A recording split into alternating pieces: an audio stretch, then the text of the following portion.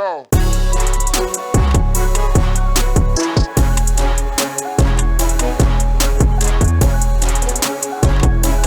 Crash and flow. The Grammys happened yesterday, and I didn't know people watched those. no, dude. What's his name? Kendrick Lamar won 4 Grammys for "They're Not Like Us." It's a great They song. played the song. Yeah. They played the song, so they announced that it was him, right? All right. And he wore a Canadian tuxedo. Do you know what a Canadian tuxedo is? Jeans everywhere. Jeans everywhere, including the hat. I like it. Including the hat. So again, a tip off. Like he's still battling. He's at the Grammys, and he puts out an outfit still battling Drake, and he's winning multiple Grammys, wearing a shout out to Canadians. And one of the times they brought him up, I don't know how many times they brought him up. I only saw the one time that he was brought up. They timed it so that the line A minor is right before he gets on the mic to say thank you for the award or whatnot. And the whole crowd, you can hear them yell out, A minor. Bro, to win 4 Grammys on a diss track is insane. What a diss track. Right? Probably the best diss track of all time. You know, at this point, you'd be hard-pressed to say that what else could be. Like, this is the most successful diss track of all time. Drake would have rather been shot than have this diss track. Yes. He's like, can you just have a goon shoot me? Yeah. He would much rather have than that. this diss track that, bro, we're still counting. We're past 10. You're like 11. He's not getting up, dude. That is insane. Also, dude. at what point do you pull Kendrick off of this guy? Because I think he's going to perform at the Super Bowl. I think, it's at this point. See, you didn't know whether or not. Is that recording? Yeah. We didn't know that the Super Bowl was going to happen. Like, there was the lawsuit and it was this. And, like, the NFL likes to keep things clean. They don't want to be part of, like, some sort of embroiled in some sort of legal battle in between, like, whatever. But Kendrick winning 4 Grammys for that song, I think somehow legitimizes the song itself. Oh, it's a great song, man. And so now it's going to be at the Super Bowl. We'll see. We'll see if it'll be at the Super. I just love the probability for me in my head went up with the Grammys. I think it's even there's going to be so much talk about it until then. Yeah, that's the fun part. It's just I think it's peaking. Like the Grammys is the absolute peak. Insane. Like imagine if like Nas won for Ether or like any number of Eminem tracks. Like diss tracks, because those guys are known. None of them did this. You know what the crazy thing, the difference, I think, and I can't say this in general because I'm pretty sure there's plenty catchy diss tracks, but this might be the catchiest. That's a good list though. Because okay, we'll pull up a list. Yeah. But all the other tracks, when the guys were dissing each other, they weren't going for catchy. They were going for, I'm going to try to hurt this dude's feelings as much as possible, right? Yeah. But like Kendrick did that, and he also made an absolute banger. Certified banger. Yeah. Because like it was the song of the summer. It was the song of the summer. You put it on again and again. You didn't do that with, whatever Eminem did with Machine Gun Kelly or whatnot. No. But I mean, if you look at it as far as lyrics, like I've seen other people break down who understand what's it called, lyricism and like rap schemes and stuff like this. Eminem is a superior rap artist with regards to it's not as good of a song as this. No, it's like technically much better than a lot of other things. Like this, like if you're like a nerd, if you're a nerd of the game, right? You're a student of the game. You sit down and after you study like how to write rhymes the way how Eminem did in various in various diss tracks. But like Kendrick is like, oh no, this is gonna be a beach song. This is gonna be a club song. This is gonna be everything song. Also, everything. like I don't know what Eminem's greatest opponent was in diss tracks, because like Kendrick and Drake, that's like a heavyweight bout. This is the biggest, but Eminem was the biggest at the time. No, once again, I don't know who he fought. Yeah, who was as big as, That's what I'm saying. Yeah. I get it when 50 Cent was Ja Rule. That's still 50 Cent. Even then, I was like... I think before 50 Cent Ja Rule, it was Eminem and Ja Rule. Once again, like, Yeah, I don't know what's been at this caliber, Yeah. this height. I mean, this should be an easy. Hold on, let me pull this up. Do All right, whatever you wait, wanna do. there was one of them that was first. What did we want to say? The top diss tracks, or we'll just say I was just wondering what was been the biggest. Yeah, top diss tracks for. Are you doing ChatGPT or Google? Sorry, I was doing ChatGPT. I'm Smart. working my way backwards now. What do you mean backwards? Because we just spoke about Eminem first, so I'm just gonna see if they can pull. So yeah, there's Benzino, who not a lot of people. Ja Rule and Murder Inc. Oh yeah, Dude, I don't he know did who Ja Benzino Rule. was. He did Ja Rule and Murder Inc. That's true. He made Benzino cry, dude. Like on like a Yeah, like a yeah. radio station. All right, so Ja Rule and Murder Inc. Which was pretty good. Long-standing beef with Ja Rule since Eminem was closely allied with 50 Cent. So there's multiple diss tracks, and they went back and forth. Then there's Machine Gun Kelly. Then there's Mariah Carey and Nick Cannon. See, all of those are like shooting deer in a cage, fish in a barrel. Yeah. I'm not saying like I don't respect it, but Everlast, House of Pain. once again, dude. Yeah. Who started it? Eminem made it so. Okay, no, it was Everlast. Cannabis. I think that guy is for real. In the underground, but not big Titan. Yeah. Not a big Titan. Insane Clown Posse, as well. All right, so those were those. Some of those are adorable. I don't. Those are the big ones. I hope Eminem doesn't get mad at me, but some of those. Are you taking shots at Nick Cannon and Mariah Carey? Oh my God. What I don't get is these other people who have decided that they could give it a shot. They should know. And most big people didn't want to go up against them anyway. Let's see. Now we got top rap beefs. Diss tracks. Rap beefs. I'm like Tupac and Biggie is probably the biggest beef of all time, right? Yeah. So I did even for the Eminem one, I did diss tracks and beefs. So number one on the list, East Coast, West Coast, Tupac and Biggie. Yeah. People died. Assassinations People are happened. dead. Both men are dead. Both men are dead, and then right till this day, there are people who are snitching, and then like who's still getting like new pieces of information. Right. Nas and Jay-Z, right? That was huge. That was huge. And Nas one, but did not have exactly the same plethora, like amazing tracks where you're like, we're gonna listen to this forever. No. The Ether was good. Ether was insane. Was Hit 'Em Up? And Hit 'Em Up is Tupac and Notorious. Yeah, Tupac and Biggie. Yeah. All right, so now we have Drake and Pusha T. That was fun. That was Pusha fun. T is not that popular though. Yep. But Pusha T did lay out Drake and made him be a father, essentially. 50 Cent and Ja Rule. That might be like the pettiest, long-standing. Like when 50 Cent bought all of Ja Rule's like the first 5 rows of his concert. Yep. Yeah. It also exposed who 50 Cent was and Ja Rule was. Yeah. Like, I think some people thought Ja Rule was somebody. Yeah. And now you're like, oh, okay, he just undressed Ja Rule for what he actually is. Right. Which is like a cartoon character. It is, dude. That guy is like, if you hear Ja Rule talk about that beef now, he's like, I'm the only one who got under his skin. That's loser talk. That is loser talk. Yeah. Because I mean, the thing what I love about 50 Cent is that it's like it's not like I won. It's done now. Mm-hmm. Like any moment in time, 50 Cent could decide like today I pick on Ja Rule today. Yeah. Like with the same intensity as when it first happened.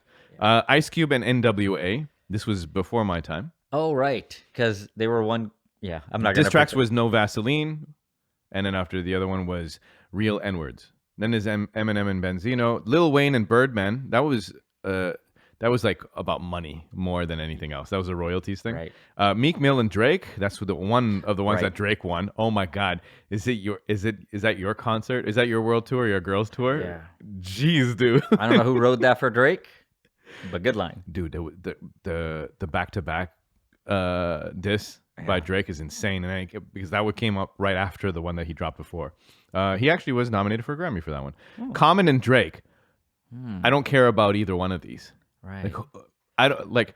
Why are you beefing with Common? Right. Also, Common, sit down. Like, what are you doing, bro?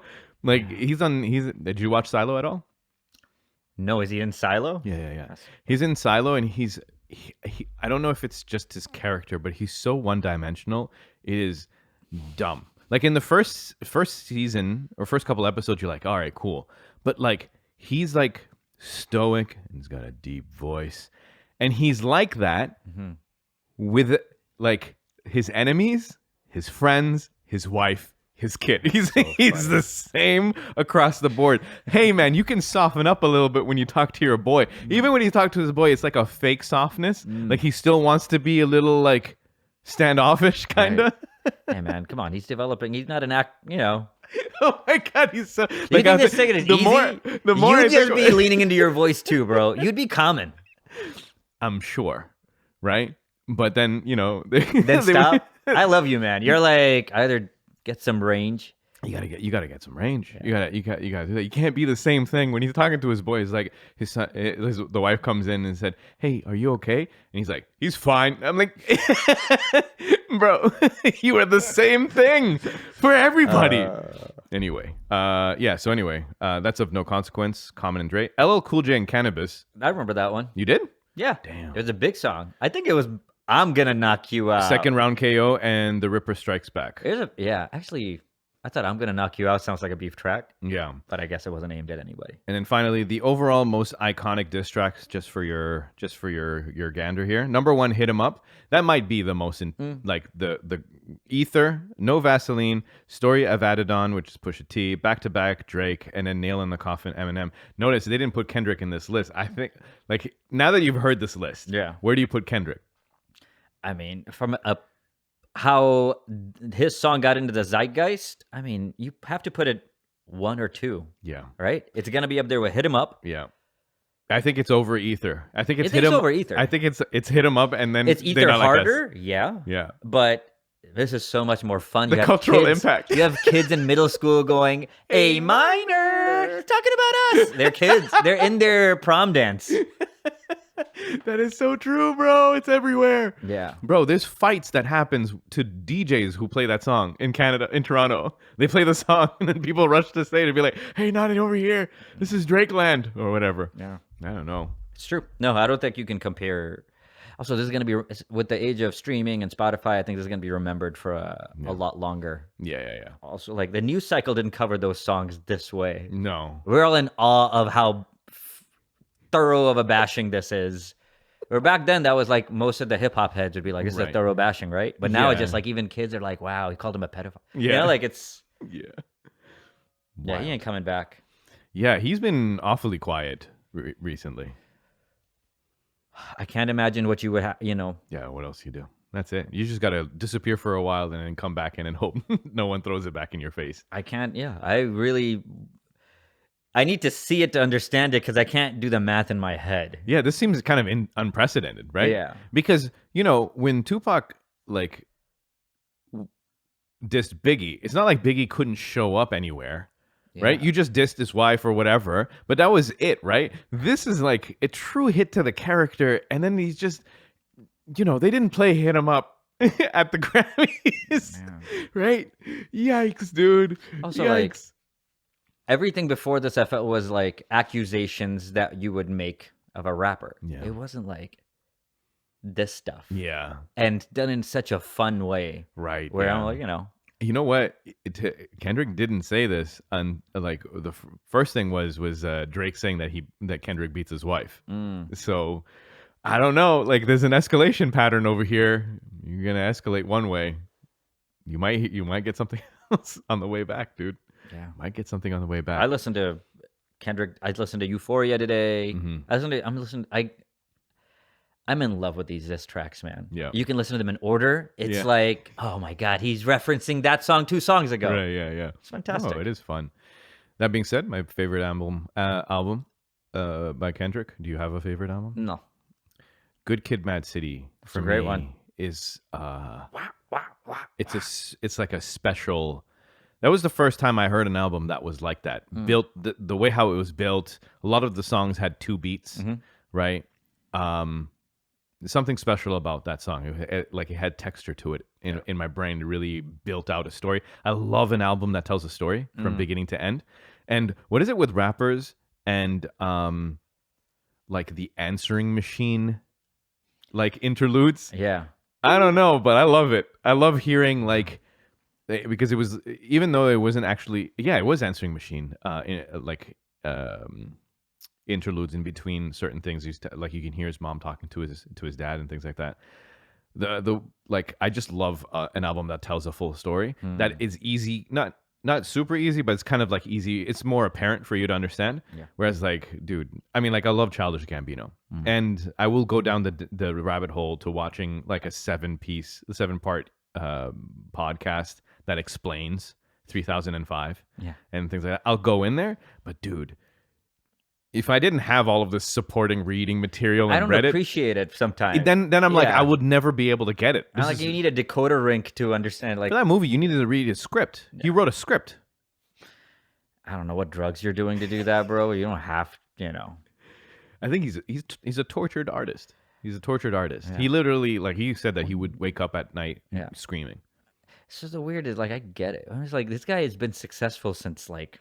I'm not saying he didn't pay his dues, but he's been successful ever since he started. He's working very hard. Yeah. So I get it. Like, it's not like he was missing his outlet to get it out there. Yeah, that's true. But maybe, when he was Troy, he was just like, the dumb jock and an actor, right? Then after he quit, and I think that's when it really took off. Did you watch any more Atlanta, or did you watch it? I watched the first 2 seasons of Atlanta. Yeah, me too. I thought it was fantastic. I never circled around. But even when he was on Community, he was working with friggin' Beethoven or whatever, Ludwig Göransson, whatever the guy's name is. Yeah. I feel like, man, he was doing stand-up and music shows all at once. Dude. Yeah. I don't know the tortured part. I know you got a lot of music in you. I feel like this guy's had the stage and the people around him to make Before that, he was a writer for 30 Rock. Yeah. It's insane. Like, his CV is really cool. It's fantastic. It's in one of his songs from writing scripts with Tina Fey. It was like. Did you hear that song where he had the actual Tina Fey on one of the albums? I have. I forgot all about that. And then she's like, and I'm not gonna say the word. I'm not gonna do that. That's so funny. He had Tina Fey on, dude. Yeah. Oh, man. Who's putting Tina Fey on? That's what Drake needs to like figure out. All right, who can I get on this track? Yeah. Drake's done. He's done. He's gonna have to like rebuild himself. Maybe he just does R&B. Or something. He's gonna have to do something else, like a Western. I don't know, like country music. It seems like a lot of black artists are going that way. So maybe that's it. Beyonce winning, like best country something or other, dude. But you're just singing, I guess. But like Beyonce and Jay-Z, like you see, you hear like 50 Cent is like the only reason why Jay-Z has Grammys is because he got married to Beyonce. I think that's something. There's another black artist that has a country song that absolutely should have won. I think best new. Have you heard the song? I'm sure you've heard it. Not with the intro I've heard so far. Is another black artist with a country song? Is it Nas X? No, it's not. It's not that one. No, it's Old Town Road. Yeah, no, it's not that one. Hold on a second. I've heard country people are like, this is not country, guys. This is. I know it has the word Old Town Road in it. Please calm down. Why am I? Let's see if I can find it. Yeah, here we go. Shapoozzi. Okay. No, I don't know. I'm sure it's. All right. I can't even play more than like a second. Well, yeah, this is supposed to be for. All right, pause. Yeah. This is a country song. Yeah. Yeah. Black people have done country before. No, I understand that. But like I'm saying, like I think there was. I might be wrong in this. Yeah. But it was everyone. There's a lot of people who were disappointed that this didn't. I think this is a couple years old. Okay. Right. 9 months old. So it's just last year then. Is that 188 million views? No, I think it's yeah. I know he didn't get nominated or whatever. I think he's right. It's a really good song, by the way. It sounds like it. I can't play it, but it's a really cool song. I freaking love it. And then Kanye West showed up. He wasn't invited to the Grammys. He showed up to the Grammys? They let him in? So you don't have Instagram or Twitter, do you? Like, no. He showed up to the Grammys. Okay. With his wife. Oh, no.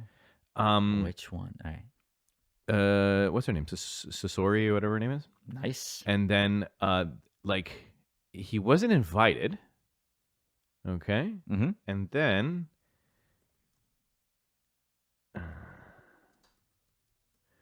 they get to the red carpet. Yeah. Can we see the fashion? Let's see the outfit one time. The outfit. Let's see the outfit. Somebody called her Beyonce. Did you hear that? I'm trying to find it. What, the nudity? Oh, okay. So you saw that? No, I just assumed. Yeah, just nothing. Yeah. And then they of course escort him out. What are you doing? And he just shows up and he does this, and after he gets kicked out, dude is off his rocker, dude. What do you... Bro, what's the point? Am I going to have to watch a podcast to understand your motives? I think this guy's been unwell for a while, right? Yeah. I think, obviously, you can't blame the cameras for being on him because you don't know what he's going to do. Yeah. It's the red carpet at the Grammys. They're there for the job. This is their job. Yeah. This is the job. Yeah, I'm not going to say I feel bad for the guy. I don't feel bad. Like, this guy's a train wreck every time I've seen him in the last. Yeah. Wild, dude. Yeah, but like, this isn't any of this surprise you? I mean, this is a little surprising, but like the overall crazy doesn't quite surprise me, I guess. But like this particular move, and it's weird, right? It just feels like he's just using his wife as like a prop. Yeah. For I don't quite know what. Like it's not even for like attention. Yeah, exactly. It's like only that. It's not even like an artistic thing that I could think of, or like she was wearing only like his shoes. You know? Yeah. No, I think this lady's also probably used to, showing. Yeah. They didn't meet over exchanging letters, let's just say. Yeah.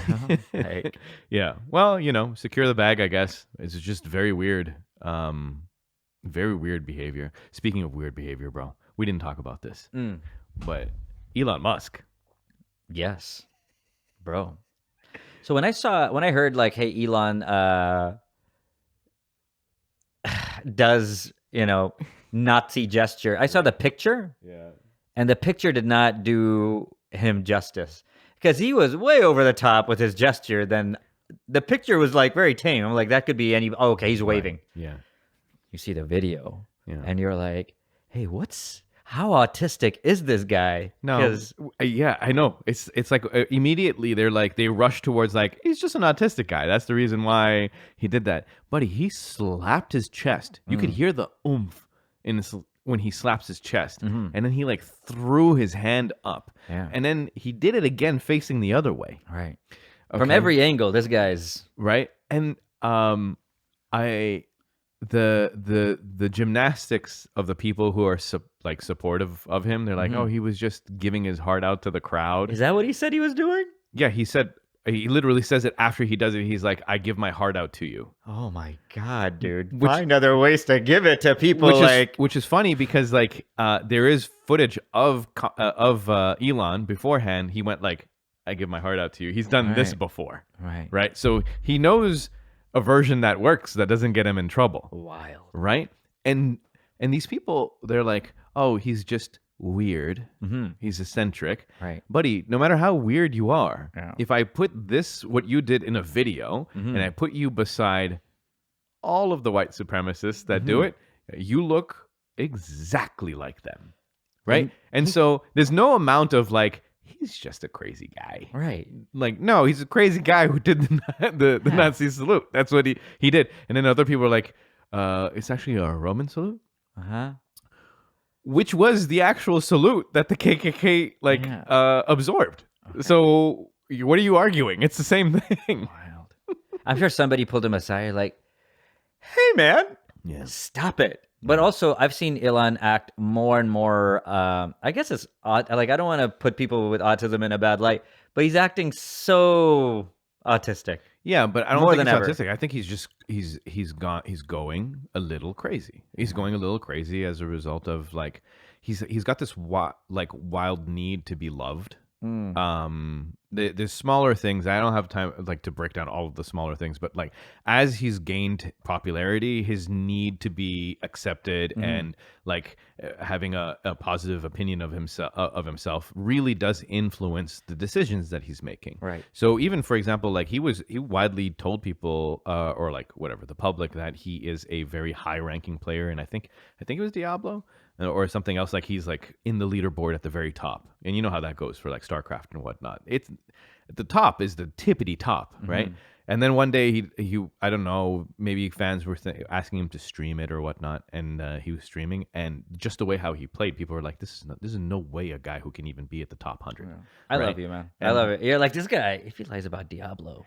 No, I mean, I'm saying it from that point of view, but also, his open support with the like wildly right-leaning political party in Germany, right. who is like openly white supremacist, right? And obviously his support of the apartheid regime. Sure. And then his various dog whistling on Twitter, supporting or leaning towards or winking towards white supremacist ideals, right? And amplifying those things. You put all of those things together, and I don't think that he's dumb. I think that there's a play behind here, and I don't think you should just be, or we should just be like, don't believe your eyes. No, I'm just gonna take it as like, I know there's some critical thinking that needs to be done, but if I take evidence 1, 2, 3, how he talks about Muslims after the H-1B visa debacle that like was really tanking his acceptance, or what's the word that they call, what's the thing that approval rating? Thank you. And then he went hard in the paint against like UK Muslims, like unearthing a actually like horrible case in 2018. But bringing it to the forefront in an effort to deflect and for him to be able to regain support of who, like mostly right, right-leaning, like extreme right-leaning, opinions. Yeah, I think he knows what he's doing. I think he's a smart guy. I think he knows what he's doing. I don't think it was a mistake. And I think also that like he had ample opportunity to be like, I'm sorry guys, that was an awkward move. But that's not what I was doing. I was trying to, it hasn't been like that. It's been this entire time of like this wink wink. And during that time, you got like open KKK supporters be like, hey, you did the thing. Thank you so much. We know that you see it. So if the guys who like, are they reading too deep into it, or are they just taking it at surface value too? Yeah, man, wild that like a once respected, in my head, the way how I was looking at it was like, all right, he's trying. We were wrong, right? Yeah. Whoever, and that's the thing is like, yeah, we were wrong. Also, you also give somebody enough time, you kind of figure out who they really are. Yeah. Right. Like that's the thing about exposure. Yeah. Thank God Tom Cruise doesn't tell me more things. I mean, he did for a while, and when he was on couches and getting married to Katie Holmes. Huh? Don't be glib. That was the one thing, right? That was one thing. But it was just like when he was just like on Oprah jumping on couches and stuff. I'm like, I'm in love. I'm like, I think this guy, I mean, I've been in love. And I think he's been in love. But like jumping on a couch when you're 40 and that's a different, Yes. I guess Katie Holmes, I get it. But I mean, I don't. Katie Holmes adorable, she's like adorable. Right, but like I never looked at her and be like, wifey material. It's like obviously that goes with a lot of women, because it's just like you don't know her. She's probably she's probably Yeah, that's true. Because he can have whoever right, but it's just like sometimes that guy doesn't go with like, dang, that bombshell. Right. Tom Cruise, Penelope Cruz. You're like, all right, but like Katie Holmes, you're like, okay, girl next door, but cuter. He's married to Penelope? No, they went out for a while. Oh, okay. So, and that like made sense because Penelope Cruz is like a smoke show. Yeah. Penelope Cruz, right? Okay. Okay, who is he seeing right now? Or I don't. Let's hold on. Let's even see if that was if that's something that came up. Okay, so Tom Cruise current wife, girlfriend? Still Katie Holmes. Bro, nobody. That guy's married to the game. Of course, man. At this point, you don't publicize who you're going out with. Is there a list? Perfect. Nicole Kidman, a solid 10 years with the Australian. Yeah. 6 years with the Holmes. Yeah, and Katie. then Mimi Rogers. Click on Mimi. 1987 to 1990. Dang, this was early. It's way back in the day. Okay. I see you, Mimi. She was in Gung Ho. Okay. Someone to watch over and full body massage. Jeez. Like, Desperate Hours. All right. They were naming movies different back then. You don't understand. Okay, and then this Eyes Wide Shut was something. Yeah, that was a wild movie. It was weird to watch, dude. That was the last Kubrick movie, right? Before Kubrick passed away. Kubrick, Stanley. Yeah, Stanley Come back to Kubrick. us. That guy's weird. I don't know if I want him to come back, to be honest with you. Okay. So, okay, on that, like, let's say, hold on, we're done this episode, but like, just as a throwaway. So Kubrick strikes me as a guy whose brain works a little bit differently, and as a result, he can make movies that unsettle you. There's something unsettling about The Shining, right? Or this movie, or even like Space Odyssey 2001. There's something about it, or at least for me, kind of hits me in a little bit weird. There's another creator. So the Alien series, right? So the Xenomorph is designed, I believe, is designed by a guy named H.G. Geiger. Okay. And this guy who developed this, he has, I believe, he has night terrors. So essentially, when he wakes up, he's still paralyzed because his body is still secreting the whatever that makes it turn off, makes your body movement turn off. And then while you're in that state, you see like stuff in your room. Yeah, I have that.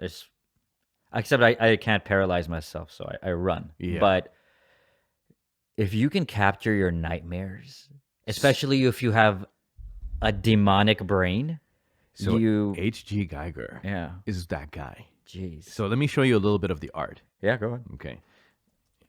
Pull it up, pull it up, pull it up. All right. So H.G. Geiger. And now I am oddly, his name is, H.R. Geiger. My bad. Not H.G. I am drawn to this art somehow. And if I wasn't a Muslim, I would purchase this art and put it in like my basement or something. It is very unsettling, but somehow really interesting to me. It's beautiful too. Yeah. Nightmarish art beyond. This is obviously the Xenomorph. Fantastic. Right? Crazy looking.